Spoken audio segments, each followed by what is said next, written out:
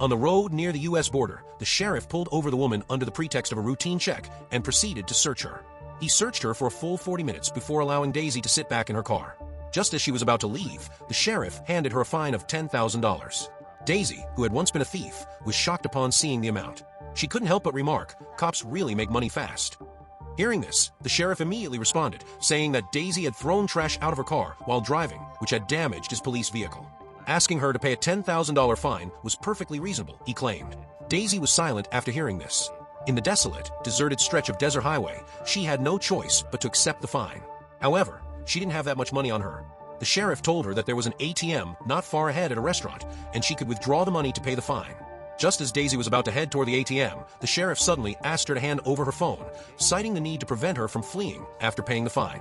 Although Daisy knew this wasn't entirely reasonable, she felt pressured by his authority as a police officer and reluctantly handed over her phone. But before she could even walk very far, she saw in the rearview mirror that the sheriff had pulled out a hunting rifle. He shot at the tires, causing them to burst. The car lost control and finally came to a stop after hitting a sand pile beside the road. Daisy was completely confused.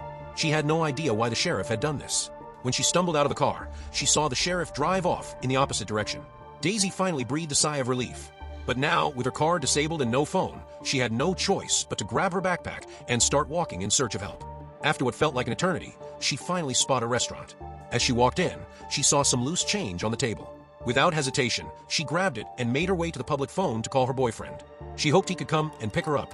Meanwhile, the sheriff was waiting outside the restaurant and had sent someone to tow away Daisy's car. Unaware of this, Daisy continued to explain the situation to her boyfriend on the phone.